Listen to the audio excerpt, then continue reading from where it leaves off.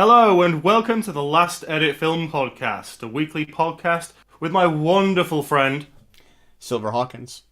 and myself, Citizen Sleeve, in which we both choose a film each week and then discuss it on a Sunday. Sometimes dribbling into a Monday, but don't Yeah. worry, it's usually Sundays.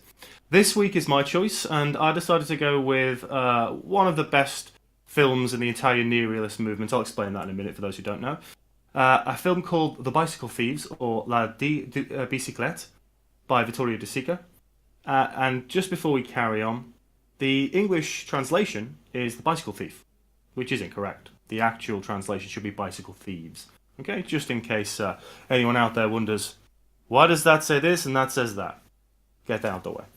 Okay, so just post-war Italy was a devastated country. And this new film movement emerged from that devastation of World War II. And that was called the Italian Neorealist movement. Now, this came about with directors wanting to show reality. The realities of what post-war looked like. And directors were scraping around for different types of film stock from what was left in the destroyed and dilapidated areas of places like Rome. Now, there are some very important examples within this movement. There's directors like Roberto Rossellini with Shoeshine and Rome Open City. There's a favourite of mine, although it's very, very long, by Luciano Visconti called La Terra Trema, which is The Earth Trembles. But the Bicycle Thieves, I think it's probably one of my most nostalgic for that renaissance of film in Italy. And it's also probably one of the most emotional. Perhaps like Shoeshine, if you ever get a chance to watch any of those. So, in essence, it's about a father called Antonio Ricci and his young boy called Bruno. As an aside, all the actors in all of these films are entirely non-professional, no formal training. So they Yeah. were just people who lived in Rome. And much of these films are shot like a documentary in a handheld fashion, and they're a real kind of slice of reality about that particular period. So Antonio Ricci is desperate for a job, desperate for any kind of job. And by some miracle, he's queuing one day and he manages to get a job as a poster kind of painter, gluing posters to walls on different parts of the city. And he needs a bike. That's the only way he can keep this job, get this job and carry it on. So the family goes through all of their best linens, all the things they can sell or trade in order to get this bike for Antonio to really look after his family properly. So he's He'd, exceptionally... it's worth pointing out he'd already pawned off the bike in order to feed Yeah, the family. yeah, So he yeah. has to go back to the pawn shop and get it back now. And get it back again, yeah. So they go through this massive up and down. It gets the bike back. And on the very first day of the job, he's putting a poster up of some, wonderfully excessive celebrity, which again is entirely ironic in the face of everything, the starvation, the poverty they're seeing. And some little nasty get comes along, and guess what? Steals that bike. And off they go, Antonio and Bruno, all over the city of Rome. And it's certainly not the Rome you see in the holiday brochures. This is a really, really devastated Rome. Poverty-stricken people everywhere, desperate for money, desperate to support their families. And that's the film. We go off on this journey. They go all over Rome, desperately seeking out this bicycle to try and ensure that Antonio can support his family by getting this job back. So we'll leave it there for narrative and let's have a chat. So, you said you'd seen it once before. Yeah, but that was a long time ago. Okay, so what did you think of it now in kind of 2019 in this current context? Well, I mean, I think before we really get into it, I think it's also worth noting that this is basically it's probably obscure to like regular moviegoers, but in academic circles, this is Citizen Kane level. Oh, yeah. Basically, It's yeah. considered.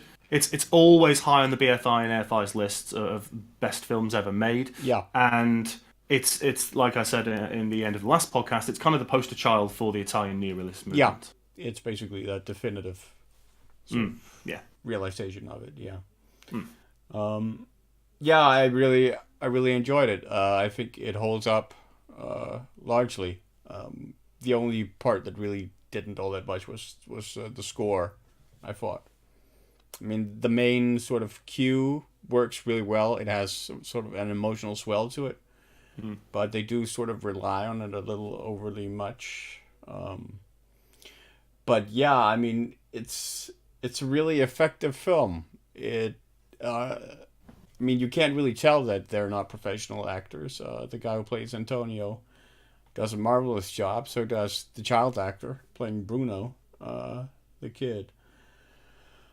Yeah, you can really get a sense of the desperation that that poverty drives them to, because this bicycle is basically their lifeline, and now has been taken away. And yeah, I mean, as they go across the city and sort of meet this indifference to their plight, a congregation, he goes to a congregation to find an old man Yeah. who met the thief. He recognizes the thief as he's talking to an old man, and then the thief gets away and he pursues the old man to the church where he's getting a shave and trying to get a meal. And yeah, he kind of gets blocked throughout by the police, who doesn't want to help him investigate it because they can't really investigate it. It's a needle in a haystack situation. So they basically just tell him, "You need to go find your bike. When you find it, you can give us a call. But we've written down your complaint, and that's that." And then there's the community that, when he finally confronts the thief, sort of the thief lives in a very tightly knit community who sort of gathers around and protects him and unites around him. So yeah, they're sort of stymied by other opposing forces all the time.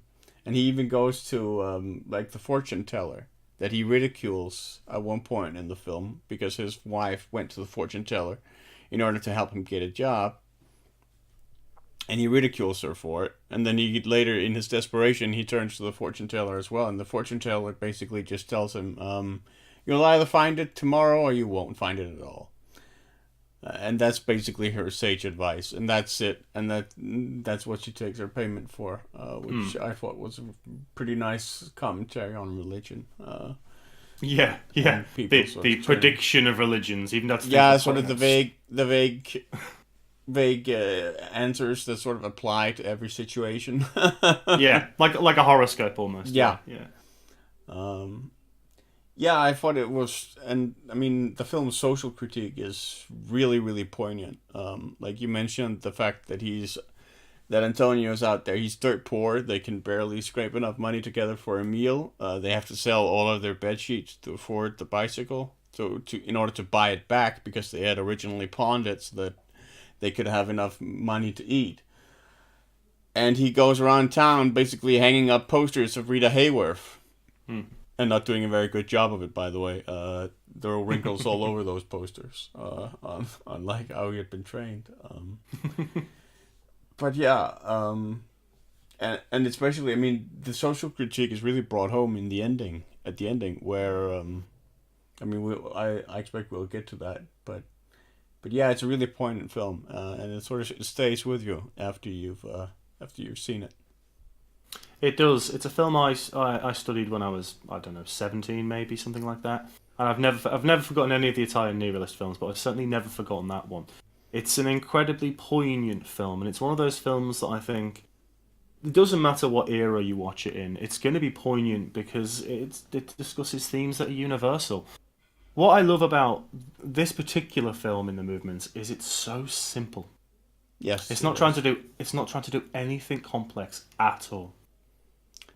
The narrative is incredibly clear cut. It's a series of dead ends that lead to something more prophetic at the end. And I think as well, the fact that it's shot like a documentary, the fact that you have these non-professional actors, and as you said, both of the central performances are so good. Bruno, the kid who played him, is really good. What a great performance at that age, you know, and especially when you haven't got any trained actors trying to help you, it's all naturalistic.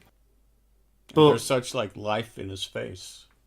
He's very expressive, yeah, and I think he's called Margarita, the surname of the actor who played Antonio. He's got such a well of emotion in his performances. There's a moment later on in the film, prior to the ending, a bit further, when they go into a fancy restaurant, the last of the money they have. He wants to give Bruno the bike's gone. They really don't think they're going to find it Yeah, again. and Not, not, and there is sort of a conflict between them at that point because he just, yeah, in anger, he struck and hit Bruno. yeah, Um, so he's sort of and that, making up for that as well. and I think he's making up for that, and he's starting to feel guilty about not being able to support his family effectively. Yeah, And when he's having the meal, and he looks down at it, and he's shaking his head. He doesn't quite, this could be the last time they eat in a very long time. And that one moment, this and then you have the rich family next door eating yeah. pasta and Yeah, lasagna and and maybe, perhaps not opulent, but certainly opulent for the place in which they're eating and the times in which yes, they're eating, and to see that just off to your right, it's quite a devastating blow to a father who's just trying to look after his son. But as you said, every time he tries to find this guy, something stops him. So there's this part where they're in a black market, bike parts, and they're trying to work out whether any of these are a part of the bike that was stolen. Can they identify anything? But you're talking about a bike from like 1940s. It's not going to have many identifying marks. And then at every turn, something, because you said the fortune teller, all these moments just dishearten, I think, Antonio even more. Because it's just a bike. That's all he's trying to find. Then he finds this well-protected thief, and there's no way really that he can get the bike back. And it's a film that sits with you because of the performances more than anything else. It's a film about starkness, bleakness, and the emotional resonance of these two characters.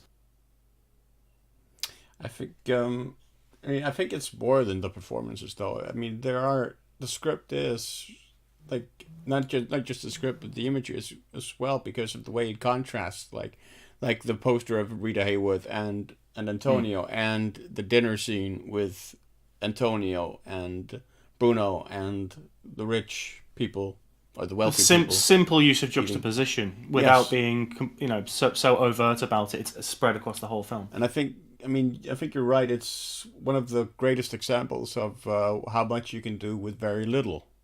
Um, Both in terms of even, I mean, the cinematography is really, really simple. There are barely any close-ups in the film. Most Hmm. of it is from a distance, sort of just as an observer. You're not really all that intimate up close with the characters, which is very, very different from films nowadays. Well, again, very, very documentary-like, especially early documentary. You wouldn't often go in for a lot of close-ups. You would be, have that detachment that you're looking in on this situation.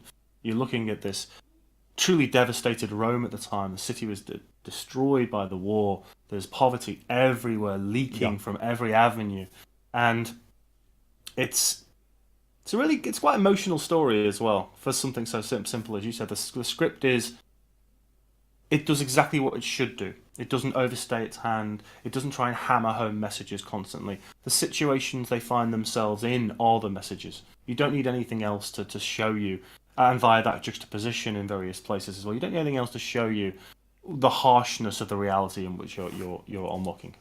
yeah.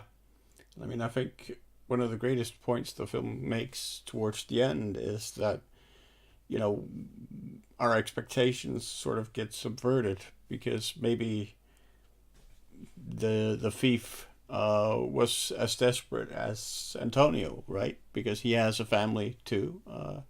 They also need to eat, just like Antonio's. When at the end he sees the bike, because he never does get his bike back. Hmm. He has to turn back because the thief is protected by his entire community, who basically rallies around him, and says, "No, no, no, he didn't do it. Like he wasn't there at that time. He was with us, or whatever. They give him an alibi, and Antonio doesn't really have any evidence, so he can't really do much of anything other than turn around and walk away. And in his desperation, there's a soccer game going or a football game going on at the stadium, and he sees all these bicycles lined up outside, And for some reason, he goes for the most conspicuous one, like isolated, all alone by itself. And he gets caught. And then the owner of the bicycle sort of takes mercy on him because he sees Bruno looking up at his father. And he sort of gets the desperation there, I think, and takes mercy on him. And basically says, no, I'm not going to press charges. And then Bruno and Antonio sort of march home. And I think really the most poignant scene in the entire film is when sort of Antonio starts to cry on the way home, and really starts sort of clenching Bruno's little hand. That image is really, really powerful. I think the relationship between Antonio and Bruno is a really interesting one throughout the film. They start off as this really strong family. I think the mother's called Maria as well, but you only see her in a number of scenes. But their relationship is incredibly dynamic, the way things happen throughout the film. And they kind of stay as strong as they can, but up until that point where Antonio hits Bruno, you said that dynamic changes a bit. Yeah. Bruno starts sobbing, and things change in the relationship. And I think then as a role, I think part of the reason he's crying is because as a role model, he's essentially just taught his son that if you're stolen from, then steal back. And that's not what he wanted. And that's certainly what I think the guy who owned the bike was trying to ensure. That, Yeah. he didn't see a father go to jail over this. He could see the desperation in Antonio's eyes and his actions. And it's the mob, the crowds around him by the tram as well. And there's these moments where he's just getting curtailed by everybody. I'll tell you what that final shot reminds me of. A child and a father walking away from war. In news footage sometimes, you'll see a really poignant shot or something of a family member and a child, in the middle of an aftermath of a war or in the middle of a war zone, and they're walking away from it or towards it. And that kind of isolation of these poverty-stricken, depleted people who don't see any hope, have to walk off and carry on with their lives. Like, this isn't going to end. This isn't like the end of a film. It's the beginning of their continued struggle to try and live with nothing. I think you're right about sort of the bleak nature of the ending, but I don't necessarily read it in a war context. I read it more in a class context, because to me, it seems like the film, and also from reading about the director and some of his intentions, that the film is more of a Marxist commentary, sort of on the Western class system and the working class. And the desperation that they face, not just in wartime, but really throughout. Almost all of human particularly history. in the post-war period, yeah. But even beyond that as well. I think it's certainly one of the most sort of poignant Marxist commentaries I've seen, even if it is a bit obvious, but I think it's really effective. Oh yeah, I mean, it's not a film that hides its intentions. You clearly know there's going to come a point when Antonio is going to have to be so desperate he's probably going to have to steal a bike. But the way the narrative is so cyclical in that sense, it comes right back to the initial joy of regaining his own bike, to the realization he's never going to get that bike back again, and so his world is going to flip back to where it was before. And now they don't have anything to sell to get any more food. Yeah. Which is devastating. Yeah, I mean, it is a pretty obvious indictment of a society that necessitates theft as a means for survival. Yeah, the systematic nature of being poor. Yeah. That you always find yourself back in a trap where you can't quite get out of, and you think you can, and then you. I think back in again. another really sort of poignant, smaller scene is when they go to sell their sheets at the pawn shop. And Antonio then goes to buy the bike, and then he sees the guy carry their sheets, and he carries it into this massive warehouse that just has hundreds and hundreds and hundreds of sheets lined up on shelves all over, that people have pawned off in their desperation, which is another really, really effective, just in a way pretty subtle commentary. It's these little moments that build up quite effectively to surround the main narrative and reinforce it, but not to such an extent it's out there and obvious. Like you said, that bit is brilliant because it in that one scene it encapsulates pretty much the entire desperation of a one class in Yes. one of the most poorest towns in the whole cities in the whole of Italy at the time, just after the war. Just in that one scene, I think the great films do that. I think the greatest films do that. They have moments which encapsulate almost the entire thematic nature of what the director is trying to achieve, just in a scene that can last 30 seconds or even Yeah. shot or two. Yeah, it's a great film. I really recommend watching it. Well, it's fairly widely available, thankfully, due to its status. So. Yeah, it's on YouTube. It's very easy to watch. And what we will be doing from now on, I'll be making sure that in the prior podcast, when we suggest a film, I'll be putting the trailer for the upcoming film as a link below, so you guys can watch that trailer first and see if it's your kind of thing. I would say directly to Silver, I'd like to see what you think of the other films in the movement, because I think Shoe Shine in particular is another one that pulls at the heartstrings, but it's a bit more surreal. It's a little bit more different. And then Rome Open City and La Terra Trema is 3 hours of a struggling fishing family in a fishing village called Aci Trezza, and it's way more bleak than Bicycle Thieves. Way more bleak. It might not be entirely enjoyable, but it just emblazoned on my mind because I watched it so much and wrote about it so much. Right. That was the Bicycle Thieves. What next Sunday, Silver, will we be watching?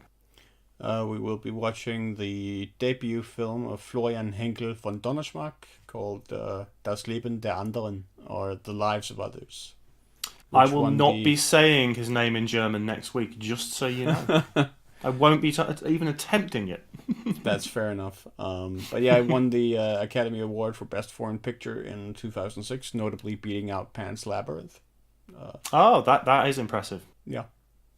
Oh, I should mention as well, popped in my head there, Bicycle Thieves did win the foreign language Oscar, I think? No, it got a nomination? A special honorary Right. Oscar. I don't think they had even like best foreign film. Of course, we're talking about 48 so. Back then. Yeah. Yeah. Okay. A little bit cool trivia there for you. Right. Thank you very much for watching. Talk to us in the comments. Have you seen Bicycle Thieves? Do you think it's a wonderful masterpiece of the Italian Neorealist movement? Talk to us about films in general. That's what we're here for. We are the film types. Thank you very much for watching. We are indeed. We shall see you next Sunday. Take it easy, folks. Take care.